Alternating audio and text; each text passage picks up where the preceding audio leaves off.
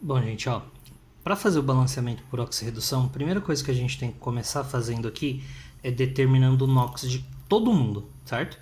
E aí eu vou analisar quem que sofreu oxidação. Então o bromo passou de -1 para 0. O NOx aumentou, se ele aumentou, oxidou. E o manganês passou de 4 para 2. O NOx diminuiu, reduziu, certo? Feito isso aqui, gente, que a gente já viu nas aulas passadas, o que você vai fazer? Você vai montar uma tabelinha com quem sofreu oxidação e quem sofreu redução. Então eu tenho aqui o bromo e o bromo aqui. Qual dos dois eu escolho? A regra é o seguinte, gente, eu vou pegar aquele que tiver a maior atomicidade.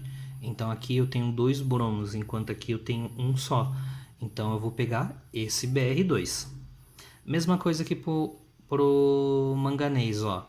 Aqui e aqui tem o manganês, tá? Qual deles que eu pego? Eu pego aquele que tiver maior atomicidade. Os dois têm a mesma atomicidade, então eu posso pegar qualquer um dos dois. Se não cumpriu essa regra, você vai para o seguinte: algum deles aqui está com NOx repetido em outro lugar? Não, então também essa regra não se aplica. Então aqui no caso eu posso escolher qualquer um dos dois. Recomendo pegar o maior, então eu vou pegar aqui o MnSO4, certo? Feito isso, gente, eu vou ver o quanto que variou. Então o NOx aqui pulou de 1, -1, para 0. Então pulou, variou um número só, não é? Então eu multiplico essa variação pelo coeficiente, o índice de atomicidade, pela quantidade dele, ó. Então é a variação vezes a quantidade, certo? Mesma coisa aqui, ó, pro manganês. Variação dele foi de 2, ó, passou de 4 para 2, então a variação foi de 2. Vou multiplicar pela quantidade. Eu tenho um manganês só, multiplico por 1. Certo? Aí o que a gente vai fazer agora, gente? Sempre que der para simplificar, você vai lá e simplifica. Então eu posso dividir os dois números por 2. Eu vou ter aqui 1 e 1, tá? E por último, aqui os números são iguais, mas eu vou inverter. Então esse 1 vai vir para cá e esse 1 daqui vai vir para cá, certo? Eu inverto esses números. Bom, esses números aqui, gente, o que eles vão ser? Eles vão ser o meu coeficiente estequiométrico já desses dois compostos. Então eu vou colocar o 1 aqui para o Br2 e o 1 aqui para o MnSO4.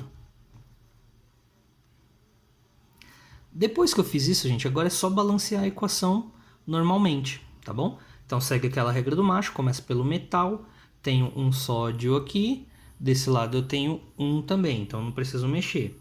Né? Manganês eu tenho um aqui, eu também não preciso mexer.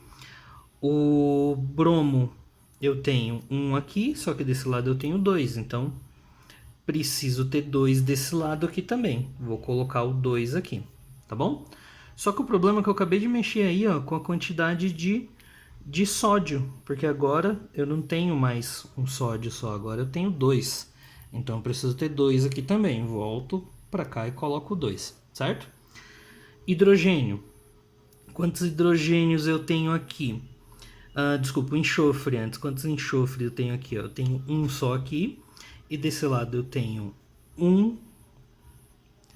3. Então eu vou colocar o 3 aqui também, certo?